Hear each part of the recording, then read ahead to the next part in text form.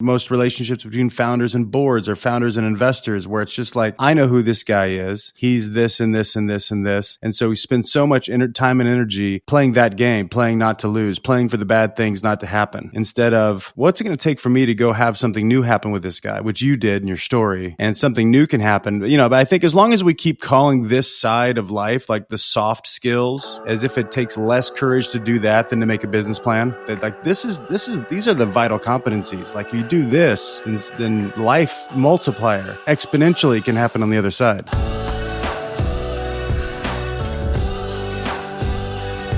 Sometimes sour deals can be transformed into the sweetest opportunities. Hello, my friends. My name is Chad, and this is the Naked Leadership Podcast, high-stakes conversations for relentless company founders. My co-host and I have over 6 decades of combined experience in leadership coaching, and this podcast is where we explore it all. There's no conversation too risky. This week, Adrian, Dan, and I sit down with Fred Noa. Oh man, I cannot wait to introduce you to Freddie. Freddie owns a prolific commercial real estate firm in the beautiful state of Hawaii. Jealous much. In this conversation, Freddie tells a story of a time that a conflict arose in one of his business partnerships and how he was able to turn that conflict into an almost 30-year friendship. While exploring these stories, we learn the secret to making conflict useful and how we can be with people that betray us in a meaningful way. Freddie also shares with us a place in his current leadership that he's being challenged. It's incredibly interesting and insightful to hear how he's being challenged even today with somebody that has as much success and experience as him. Really quick, before we dive into the conversation with Freddie, I want to put an invitation out there for those of you who are company founders who listen to this podcast and you have had challenges or are currently facing challenges and you're willing to be open and authentic about those challenges, we want to have you on the podcast. You can reach out to me, chad@takenewground.com. I would love to start that conversation about having you on the podcast so that your experience and stories could be a gift to other company founders. Again, my email is chad@takenewground.com, or you can find it in the show notes. We would love to hear from you. We would love to tell your story. Now, let's dive in with Freddie. Today it's Dan and Adrian. Gentlemen, how are you? You might be shocked to hear that I've never thought about that ever since. I don't even remember saying it once, nor do I remember. I've never thought about it since then. So you can let your hair down, big boy. I lay awake at night thinking about it. Adrian is so damn sensitive. Let's talk about where else that shows up in our leadership life together. Anything else that I'm like really touchy about? You can get my wife in here. She'll give you a long list. Well, who's the sensitive one if I'm the one that's been holding on to it for 2 years? Hi, I'm here, and I'm happy to be first. Yeah, exactly. Yes. You're first, Dan. Well, let's not waste any time. Let's introduce our listeners to Fred Noa. It's so good to have you, brother. We can't wait to dive into this conversation with you. Hey, Chad and Adrian. Oh, Dan's here. It's good to be with you guys. Right on. Damn straight. See, this is why I love Freddie.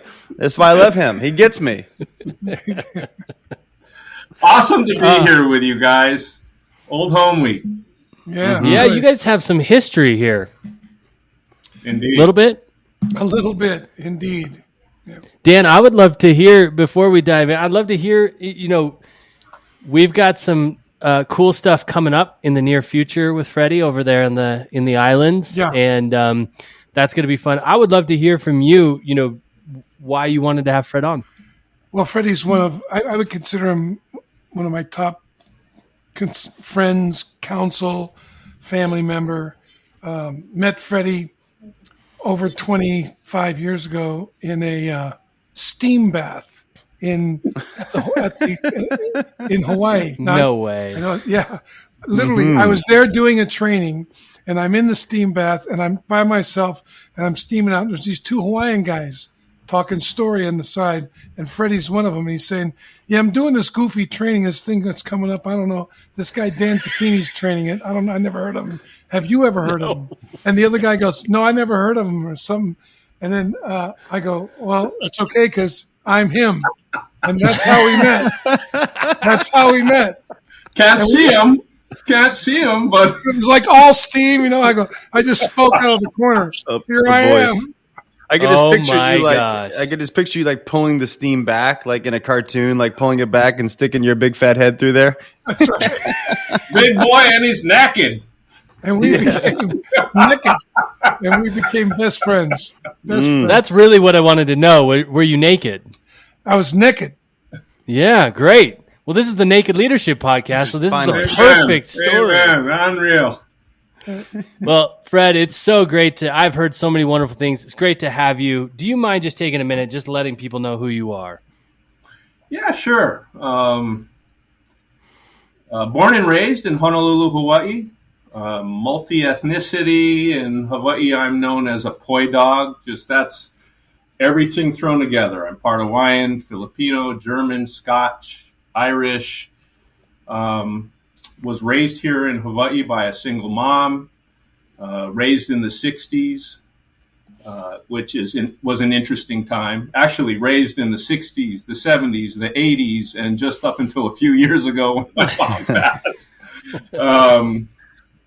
I've got one brother whom I love dearly.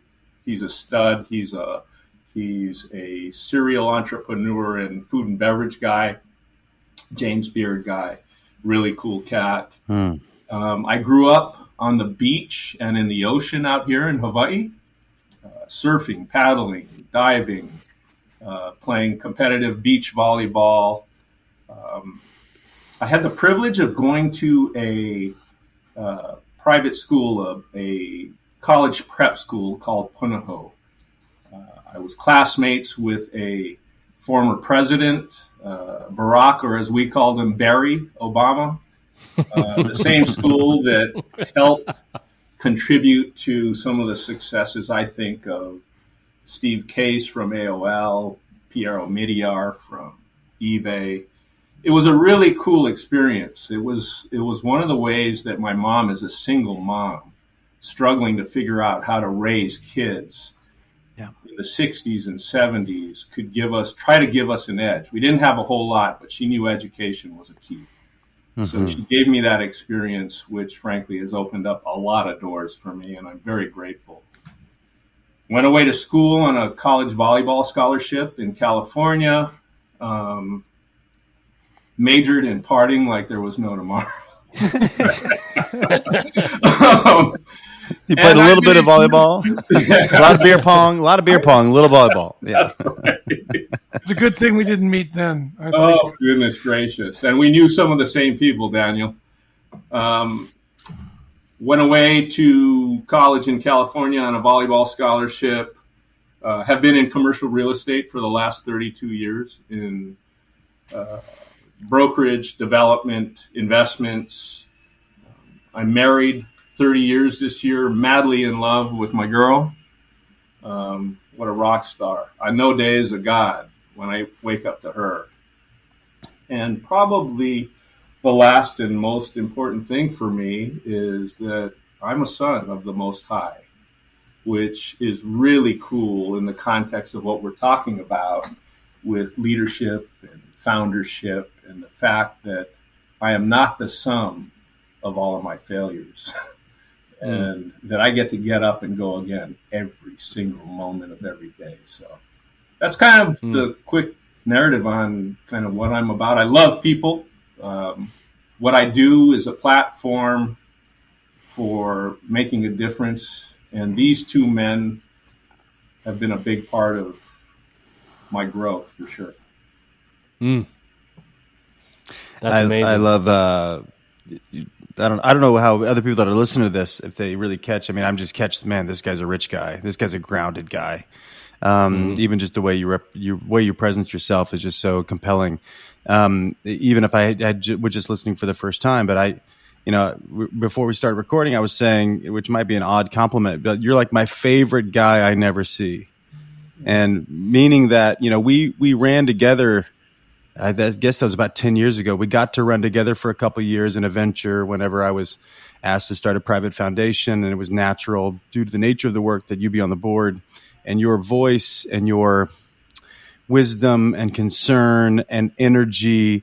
When I say like you're my favorite guy, I mean like and I don't say this to blow air up your skirt, like your impact. I'll get emotional now just thinking about it. You're such a match, Adrian. Thank you. What a compliment I received. Thank you. Yeah. Yeah, man, your impact on me during those exciting and very challenging days was just such a gift to me, man. So I felt it the way that you show up in people's lives. We had a window where we got to spend some good time together, and it's such a lasting legacy in my life. And so it's a joy to get reconnected here and all the stuff that is to come. So, man, thank you for who you are and how you are in the world. Well, you're welcome. And likewise, I mean, that's the beauty of tribe, right? Right. That we talk about what's important. And Chad sent me a couple of questions on what we get to talk about today, and just keeping it real. And it's in, think about all of the transition that we were going through, that we're still going through, and that clearly iron sharpens iron, man. Yeah. Mm-hmm. Yes. That's beautiful. Thanks for that, guys. I loved witnessing that. Adrian, Fred, that's amazing. I wanted to start, Fred, you talked about the difference that you're making, that your business or that the work that you're doing is just a platform or a canvas for the difference that you want to make with human beings. And, pretty significant. You've built something pretty significant out there, from what I can tell, and that's amazing. I'm curious for you as you look at where you are today as a leader, a company founder, somebody who's working to make a difference. I'd love to just history-wise, what's a life event or a lesson that you learned that contributes significantly to where you are today? Oh, man. Well, there's a bunch of things. There's, again, growing up in the 60s with a single mom who just hammered away that, till the day she died, right? Things don't matter. People do.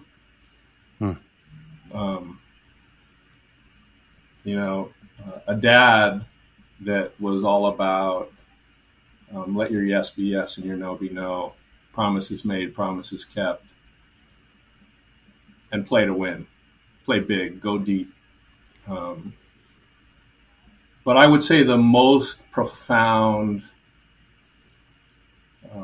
event that happened in my life was meeting Dan Tacchini, was going through a training at the time back in 1997 called Momentous, which just was amazing for me. It gave me altitude on my beliefs and how I show up in the world. Yep. It encouraged me, and it created possibilities that never existed prior to going through that work, and really has been a thread that has kept us together, really created an opportunity to get to know Adrian, right? But it taught me how to give of myself in a way that I didn't know how to do before. It taught me the power of feedback and how critically important feedback it is. It taught me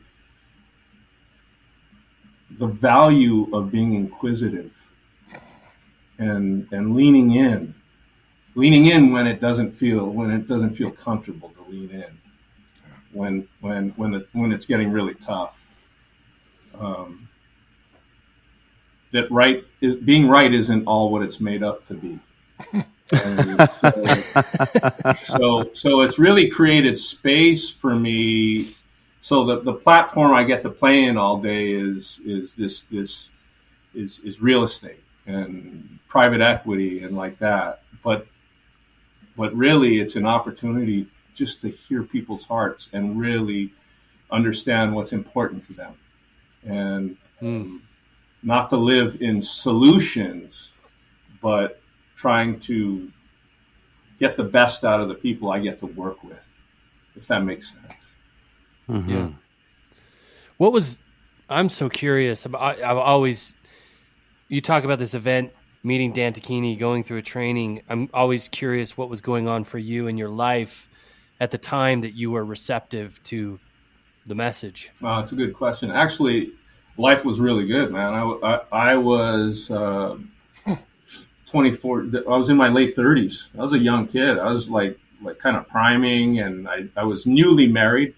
It was the honeymoon. I think 4 years into my marriage, my wife and I like to talk about it, that it was so good, and yet we could see if things hadn't changed, it wouldn't have been so good for so long, right?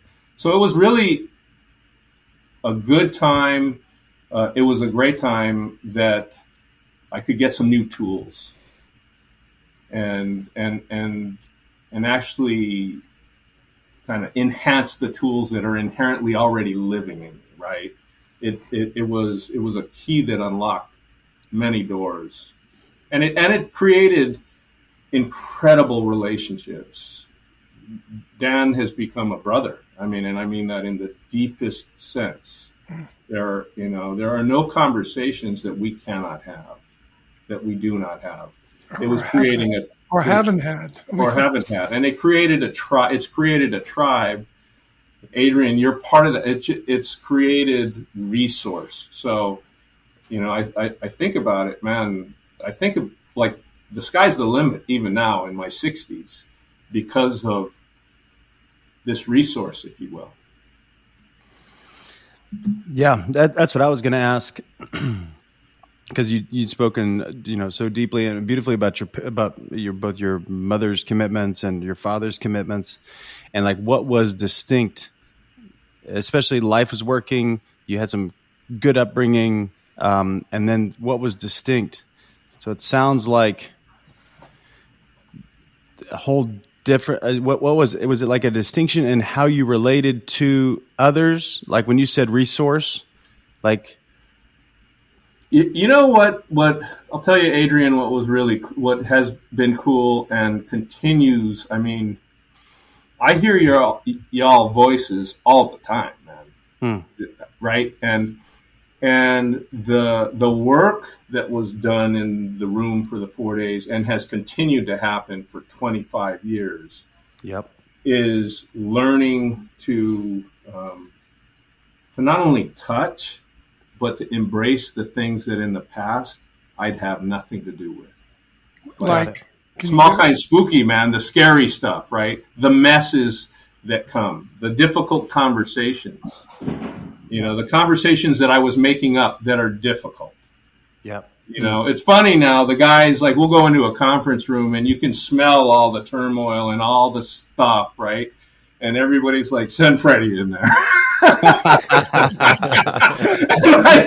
I just have to laugh about that. And I keep telling guys, you guys,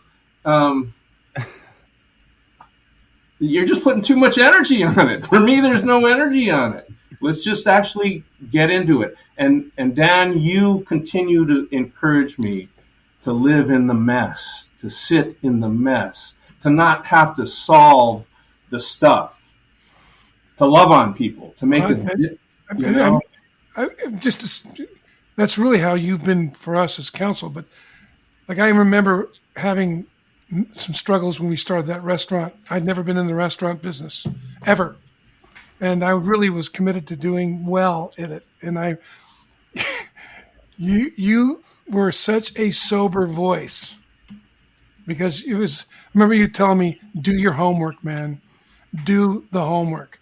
Go to the restaurants, understand the market, get a chef, know what you're doing. Like I would get on the phone with you, and it was like a checklist. And if I resisted it, you were so good at, no, look, man, you pay now or pay later. And it made a huge difference, because that thing went from, you said you're going to lose out of the box, and we did. And by the end of the first year, we were profitable. And it was, one point you said, you had me watch the Restaurant Rescue. I must have watched 50 versions, 50 episodes. But it was like, do the homework, man. There's no way there's no shortcut. I've seen you do that. I've seen you shoot yourself in the foot and get back up and make it work the next time, right? Yeah. I mean, I love you have so many great stories. Lots of failures, man. Yeah. No breakthroughs without breakdowns, for sure. Right on. I mean, it's good to remind folks. I mean, as we think about who we get to work with, and a lot of times who we work with is like when the thing's falling apart, right? When the pain is high enough that they're finally willing to call uncle, or somebody calls uncle for them. That happens from time to time. It's like, hey, you got to go talk to this person. But it's good to hear like things are working. Things are working. Things were working for you, and then there was this invisible next level, which comes from this invisible next viewpoint of it and me and the whole thing. And, that now and it's also just compelling to hear it. I mean, I wasn't there in 1997. I think I was still chasing some cheerleader in 1997, but anyway, lots of jokes there. I'll let those go by.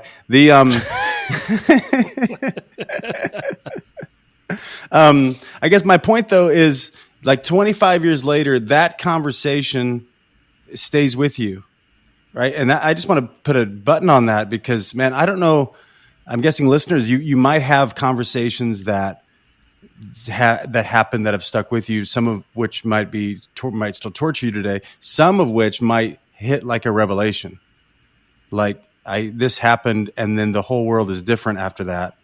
And for those that are just getting to know Take New Ground, those are what we go for. Like we don't have a low bar around here; we have a high bar around here. Like may we get to have revelation together and get to be reinvented in the process. And for you, that happened, and now you want to go closer to trouble than you've ever gone before. Who thinks like that? No one. No one thinks like that. And that's just so anti-evolutionary. It's so anti-human to like, hold on, there's trouble. Let me go see what's going on. And that's been like the resounding gift in you. I think it's beautiful. That's why worth talking about it. The resounding gift now, 25 years later, after I was already successful and this thing opened up a whole new world for me and my wife and my business and everything. And the big takeaway is where there's trouble is a calling for me now. And that, obviously sets you apart in every room. People send you in when the alarms are going off. They send you in, and you get to live this heroically. Live heroically, like go in after it. I mean, what a beautiful story and just a great takeaway. You know what? I got to tell you, man, I get to face my demons all day, every day. And, right on. And they're there. And this is a discipline. I need it more now than I did 25 years ago. And success is relative, right? I mean, I'm not successful without the tribe and without so many people around me. And so, when I go in, one of the things that I try to do when I'm on the field is to demystify, you can take this IP and you can make it all about, I actually try to, like I said, when we're in these conversations with partners and stuff, it's just like, guys, let's just notice the energy we're putting on it, right? Anybody can walk in this.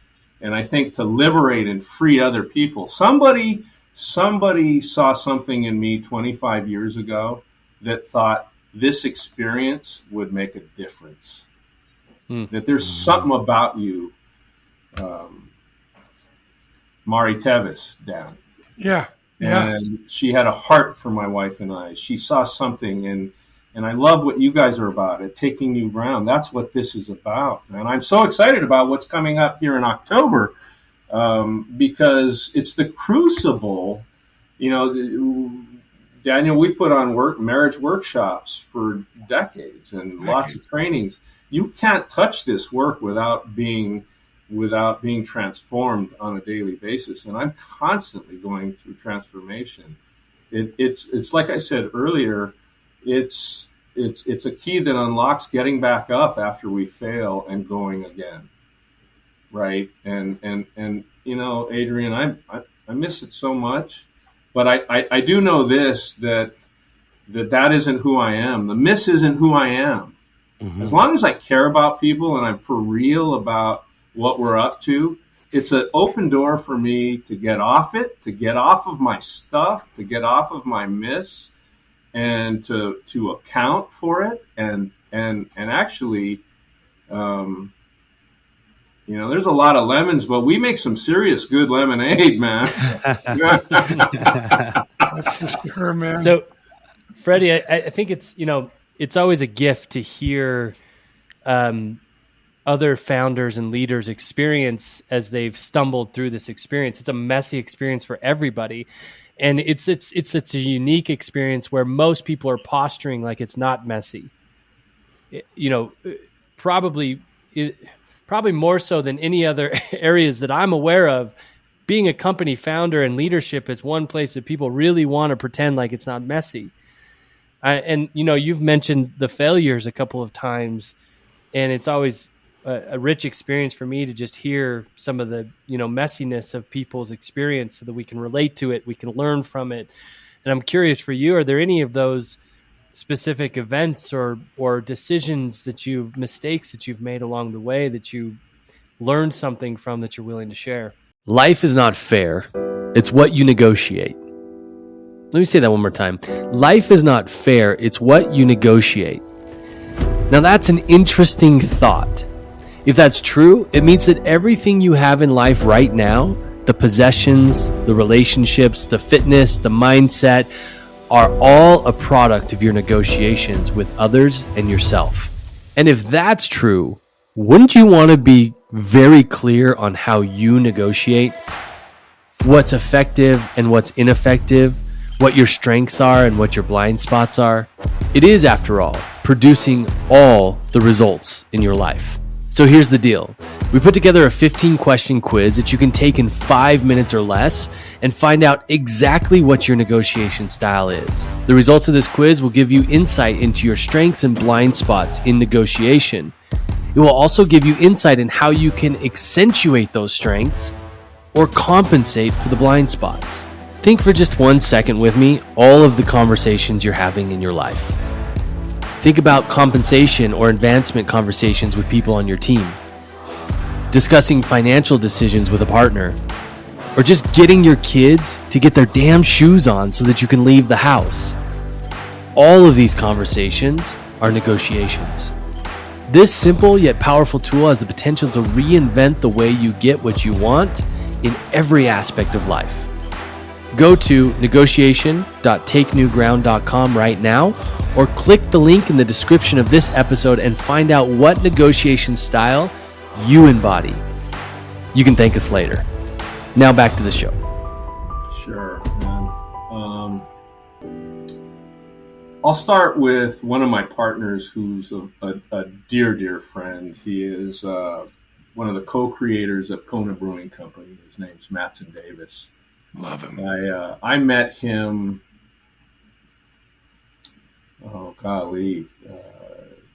23 years ago, and he was living in Kailua Kona, which is one of our neighbor islands, and he was building a brand, which is Kona Brewing, and a lot of people know about Kona Brewing, so they built a beast of a brand. But back in the day, he was this guy from Portland that was slick and had a quick rap. He was finger popping, head swaggling, and he got turned on to me, and he needed to do some stuff, and I was making all kinds of stuff up about him. I had all my judgments were coming up. Mainland guy thinks he knows everything, and he was just had such a slick rap and talked more than he should, and we had made a commitment. He had gotten my name about how to help him grow his brand through real estate acquisition. And he got my name from somebody, and I made a commitment to him. And then all my judgments got in the way of that commitment, and I blew him off. And this guy jumped into my stuff like there was no tomorrow. And he was just clear. He wasn't harsh, but it was just like, you're full of crap, man. You talk about this and you talk about that, and it just pierced me. It was just like, whoa. And as much as I wanted to, justify, it was like something came over me, and I just said, man, you are so right on. And I asked the guy, I just said, would you forgive me? Mm-hmm. And I actually talked to him about my judgments on him, right, wrong, or indifferent. And it actually served him served him in a really big way. And I remember saying, man, if you'll have me, we could start over and I'll commit. I'll tell you, so here we are 23 years later, like Daniel, we're dearest of friends. We're family. He lives in my home. We have gone through so many wars and successes and tribulations together, but it started with the most harsh breakdown and being able to walk it out and to actually own my own stuff. And so, and I will tell you, it manifested itself into, we've had a lot of successes, but we also had one development that was in 2008, when the market crashed, we lost everything. In 2006, this young broker, myself, thought, I've made so much money for so many people, it's my time. It's time for us to throw equity into the deal. And we threw a whole lot of money, everything, our life savings in 2007 on the table. And in 2008, I got a licking like I've never gotten in my life. But that was another failure that allowed us. I mean, the failure is just, it was, are you willing to get back up, account for your mistakes, account for my arrogance, repent to my wife that I'll never make these same decisions again until I do. But you know what? It's just getting up and going again. But I will tell you, even that, Chad, was an opportunity to make right, to account for, to communicate frequently, and because you care. Because at the end of the day, and I don't know if this is making sense. Perfect sense. And I'll tell you, we have the best relationships with all the banks in this state now, because at the end of the day, although it was really rough and I thought we were going to lose everything, we kept our promise. Right on.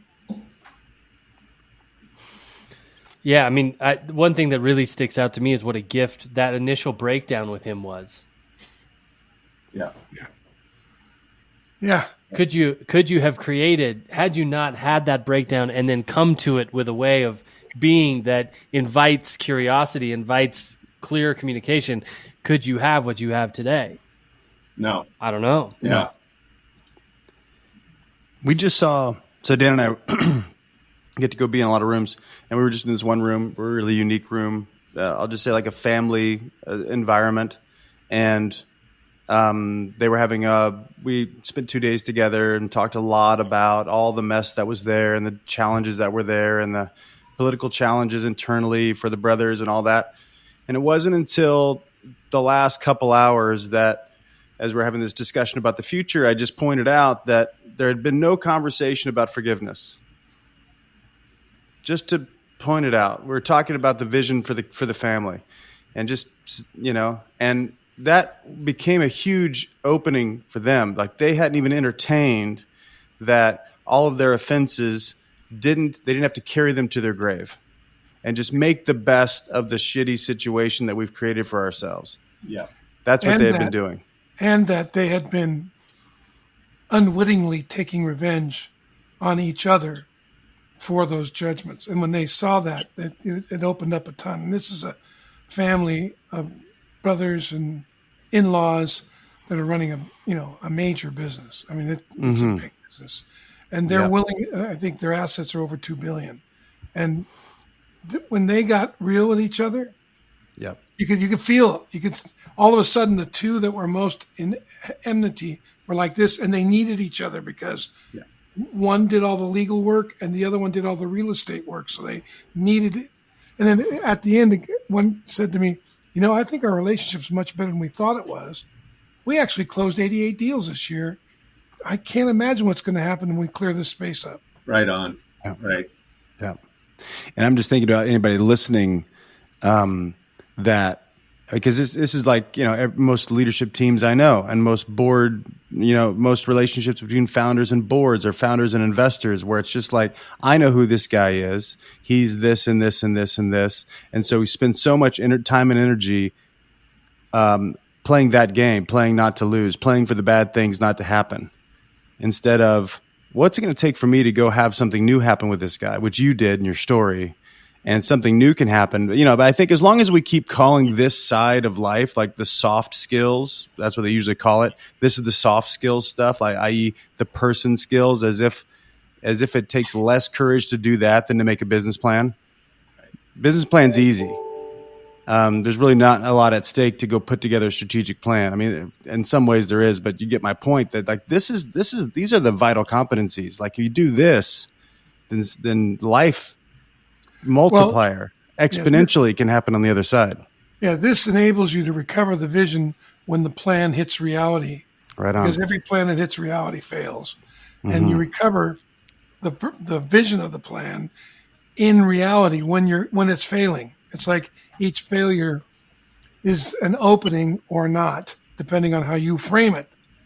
And I think that's really key, because I know when I go to Freddie or I go to you, Adrian, or you, Chad, I can count on getting a frame that's going to help me see something I'm not seeing. Like you may not even see it, but your frame opens up a horizon I hadn't considered. That's what true counsel is, and it's the willingness to like introduce the frame in the midst of my arrogance or self-righteousness about the frame I'm looking through, right? Mm-hmm. So, I think that one of the things Adrian said, for me, what's really important is where I get in trouble is when I get caught up in identity, my own identity. Yeah. I think of the brothers that you were talking about. When I can, and I still deal with it.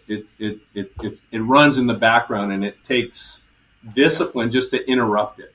And that's why I think this is so important. Just even these conversations and the tribe we have, to see what you don't know, right? And it's just that identity, the comparison with Mattson, as I was talking about, when I could get off of my own identity and what I thought. I will tell you, moving into this new realm that we're in right now, I deal with it on a regular basis. When you look at what's going on geopolitically and with the Fed and interest rates and all the uncertainty in the marketplace and what's going on, the stuff we're making up, and then you layer that with identity issues on it. I can tell you, we launched a new private equity fund just before. I have an uncanny knack for timing. Launch a new investment in 2008, in 2007, and then 2019 do an equity fund right before a pandemic. But guess what, man? That's just the tip of the iceberg. There's just another pandemic tomorrow, right? Right. That's right.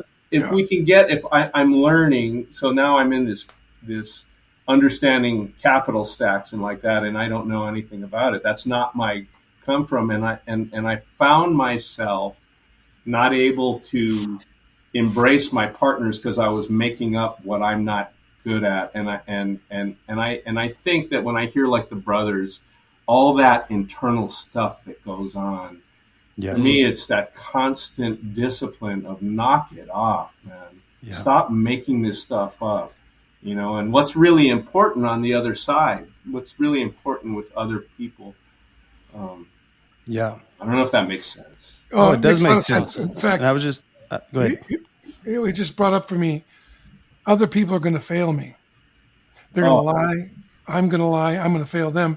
But other people are going to, if I know I'm going to fail them, I'm going to expect that from as well. But that isn't the issue for me. The issue is, how do they recover from it? Are they willing to, like, there's almost anything, you can fail almost anything and I'm there, right? If you're willing to own it, and vice versa. There's something in the humanity, kind of owning our humanity and having space to utilize the failures of our humanity to deepen our connection for what we're up to. Yeah. And that's one of the things, because God knows I've failed you, Freddie, and we've all failed each other. Yeah. But they've only drawn us closer together. And I think that has a lot to do with how open-handed, like if somebody's open-handed with me, it's almost like my defenses go down. I don't care what's happened. If you're open-handed and you're willing, I'll never forget, this guy was working for my dad. It was one of the first times I saw this. You know my dad well, Freddie. And he was working for my father, and he had stolen money from my father in the movie theater. And he came to my father and confessed it. And my father worked with him, kept him in his position, worked with him. That guy became the most loyal guy in my father's company. And it just gives me goosebumps because the guy came open-handedly, said, I'm going to pay you back. Here's what I was doing. I was stuck. I was caught up in drugs. I've gotten clean. If you're going to fire me, I know you can, obviously, but I want you to know I'm committed to this. If you'll stand with me, I promise you I won't let you down like that again. And the guy my dad still talks about him, how, what a loyal guy he is. But it's really interesting how often teams or partnerships fall apart because somebody didn't live up to an expectation, either legitimate or illegitimate. And rather than use that tension to draw them closer together, it ends up separating. And, that's part of the walk sometimes. If another party doesn't want to reconnect or is unwilling to open-handedly go after it, then it's probably better you separate. Dan, this is so powerful, and I hope the listeners get this. I'm getting it afresh, anew, as you speak. The notion of forgiveness, right, is really, really powerful. And what I find sometimes is powerful is in the work that I do in the realm of transactions and putting, really, I call it putting marriages together, because at the end of the day, guys call me the kahu. We're putting transactions and capital together, capital stacks together, but they're marriages. They're relationships that hopefully stand the test of time, steeped in promise and commitment. And in the inevitable, when humanity shows up, and our humanity always shows up, there's failure, there's breakdowns, there's all kinds of things, there's interest rates skyrocketing when you could not have seen that coming, or maybe you could have, but you didn't. But how do we recover, right? And that's so critical. How do we recover? And so what a beautiful story about this man coming to Pop with humility. And oftentimes I find myself actually trying to support, if you will, and be in the conversation with the dads of that conversation, if you will, because it's another choice. That's part of it. And you think about it, and so often we're like, you're out, gone. But and that might be the move. And that might be the move, but it might not be. That's but what right. are the prices because you're going to be right again? And not really just sitting in it and exploring the possibilities, right? Yeah. I think there's so much systemically in this thing we do. Well, it's interesting. I asked my dad why he brought him back, and he said, I probably wouldn't have, except he was so willing to accept leaving. Like he knew I ought to fire him. And he was walking out to he was making amends. And he said he was so willing to take whatever consequences. I knew I had somebody who was real there. Yeah. And why would I, it's like in one of our conversations is maturity's expensive and this kid's up to it. And, and I could tell because he's willing to leave lovingly, he would be grateful even if he left. So why not have him continue on? So, and that's a choice. It's like there's no rule there. You really got to look at. But I was really deeply moved by how closely my father was listening to how this guy was accounting. And that was in the accounting. He picked up the authenticity and realized he had somebody who's worth investing in again. Yeah. And I think to connect this convo to what hit me, Freddie, when you were talking around the self and all that gets in the way, this is why we talk about hugging the cactus, which is like if, like in you in that situation, and your conversation about self, which is maybe in common vernacular is insecurities, right? Like I'm in a conversation about myself and it's the bad one that I hope stays private. And if I don't watch it, I'm going to spend a lot of my time trying to make sure that doesn't happen. And then I'll get defensive. Anyway, if you're like me, you'll do all that. And if I can put my arms around that and like befriend that guy, like the non-courageous, like the coward that lives in me. If I befriend that guy and walk him to the surface and get him out there in the world too, and have this belief, this faith that it says, oh, hold on, maybe the world, while dangerous always, maybe it also is a place worth living. Like I'll go ahead and bring that to the surface, and it'll show who my tribe is. Like, because people that I want in my life can handle all of me. That's like so good, Adrian. The great side of me and the dastardly side of me. And I've done deeds and had thoughts that would take the paint off that wall. And, you know, that's just true. And that's not going anywhere. And that's also maybe part of the redemption story for me. I know it is. And my point is, the more that I'm willing to do that for myself, the more space I have for somebody else. That's so rich, Adrian. I will tell you, there's a good friend of mine who used to work with us. Dan knows him. You remember Ikaika Rollins went through the training? Yeah. Love Ikaika. Yeah. So this, you know, we had just an incredible we have an incredible relationship. I haven't seen him for a while, but we'd be in these meetings and we debrief the meetings, and I'd give him, we had permission with each other and like that, and I'm giving him feedback, and this is a local kid, really sharp cat, he says, in Hawaiian vernacular, he says, oh, wow, bro, how do you get all that? You see all my stuff, and to your point, Adrian, I'll never forget this, I said, you know what, Ikaika, I see your stuff because it all lives in me. Mm-hmm. It's all here. It's just on the surface. And every time we get to walk this out together, I just have a little more discipline to notice it and not let it have me. Right. And for now, at least. and I love what you're saying, because as we walk that out for others, our own transformation continues to occur. Right on. So cool. Yeah. That's the beautiful thing. There's an old saying in the recovery world that, like, we do not regret the past, nor do we wish to close the door on it. Because all of my failings are my gifts. Like, all of my insecurities are my gifts. They all taught me so much, and they're there to teach somebody else, especially when offered, like, because it's so rare. I mean, somebody was asking me the other day, like, what does the world need? The world needs a framework for forgiveness. I think maybe more than anything else. Maybe. Yeah, right on. Right on. Because we're dying for it. And we are dying, literally dying for it. And yet we're so scared to give it.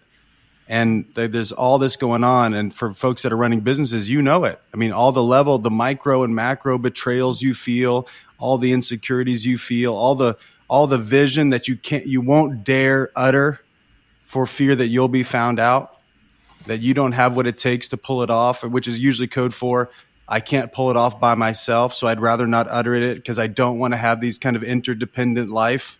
I'd rather play it safe because I can't dare fail in public, and which is just a code for, I haven't yet generated the type of relationships that actually bake failure in, and it's a part of the richness that's here, and which is we all dream of. I just get chills thinking about it. That's what I have on this team.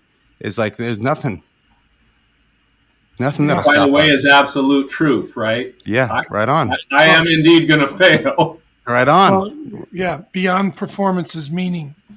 Yes. And that's all meaning. And that's what enables the performance to excel, you know. So, as I listen to you guys chat about this, it's been a gift. I think about Jordan Peterson as he talks about we all have snakes in us. Yeah. Right. And to be be in relationship with other people. So think about this if you're listening. And to be a leader of people is to enter into a marriage with them. It's to enter into a life, a way of connecting. And you both have snakes in you. I have snakes in me. You have snakes in you. Yeah. And the greatest act of courage is to say, I recognize that, and I'm still going to trust you.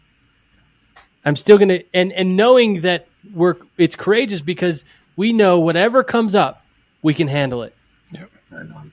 Whatever is there, we can handle it.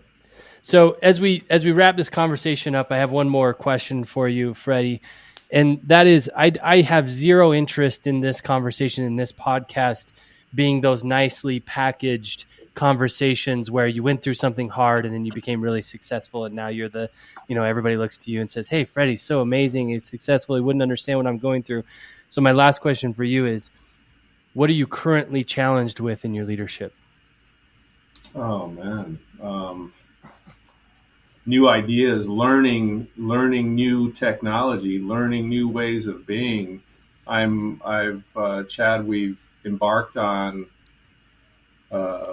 this new fully integrated real estate company in a world that I don't have many answers for. So it's really a season of incredible humility.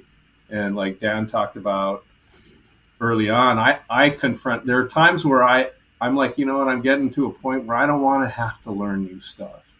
But I'm there. I don't want to have to do this. I want to be comfortable. And I made commitments and promises to partners that I don't get to take that position. So it's a whole new season of doing homework and doing the work and learning and being humble and making requests. It's kind of wired to try to create space for people, and now it's like the humility to say, I don't know, will you help me? I do that. I'm doing that a lot lately, and there's and I'm learning that there's a freedom in it, and people actually want to help, man. Mm-hmm. And it's just another opportunity to create richness in relationship. Yeah. I will say some of the challenges, I don't see them, is that there's a lot of failure in the marketplace right now, all over the place. And so how do we navigate through all of that failure and not making people wrong, if you will, and trying to create possibilities out of it? That's something that's really big right now. And I think this is a big season of that. I don't think we've seen really all of the damage. Dan, you and I have talked about it, what's yet in front of us with the capital markets, the U.S. dollar and like that. And I don't mean to go toward just, things, but I think that at the end of the day, that's creating a lot of challenges for people. Yeah. And so I guess the biggest thing, Chad, to answer your question, is interrupting for me the comfort. I'm in a place right now where I could probably start to unwind and pull back, and I'm like, no, I'm not going to do it. Going to keep on keeping on. To whom much is given, much is required. I think of the four of us I'm really looking forward to our time together in October, because I think there's going to be a lot of lift for the state of Hawaii. There's a lot of challenging things going on out here, and I think the work that you're doing, and I look forward to being a small part of collaboration in this. You've alluded to it a couple of times, Freddie, but do you want to just talk about what we're doing in November? Yeah, so for those of you out there that are watching, my wife and I are gonna host Dan and Adrian and Chad and the team that are going to come out and provide a training out here called the Revenant. And it's a great opportunity to get altitude on belief systems, to take new ground, to connect deeper, to create intimacy, to just actually live in this ethos that we've been talking about here. I can tell you it's created transformation and continues to transform my life. And really that's what it's about. I have not been, for a good 20 plus years, I was very steeped in the work, have not been. And I know that you guys have done a lot more work and grown, and there's a lot more distinctions. I'm really looking forward to my own transformation and just being with you guys when you're out here in October, November. Yeah. So you can join us for this training in Hawaii in October. The registration's open on the webpage right now, wearerevenant.com. Limited seating. This one's going to fill fast. The one that we go into this week, full, and the momentum is around this training. It's huge, and we only do it 2 or 3 times a year. So what better place to do it than Hawaii? Man? On the Gold Coast, right on Diamond Head. I was just going to say it's going to be just awful. It's right It's gonna be terrible. Actually, don't come. It's Don't on come. the ocean. It's horrible. We got great hotel room rates. You won't want to be here. and just a little kicker, if you register before the July 31st, it's $24.95 versus $29.95. So don't miss it. Smoking. Freddie, thank you so much. What a gift, man. This has been beautiful. Love you guys. Man, this is way rich. Thank you. Thank you, Freddie. Thanks. Yeah, man. Love you. Love you. Bye-bye, everybody. Love. Well, my friends, thank you so much for joining us for another episode of the Naked Leadership Podcast. As a heads up, every Friday we post a Cliff Notes version of that week's conversation with all the highlights in under 5 minutes. Check that out for a quick and powerful reminder of the principles discussed. I hope this conversation has been valuable to you. If it has, the greatest compliment you could pay us is sharing it with somebody who could use it. Thanks so much for listening, and until next week, bye-bye, everybody.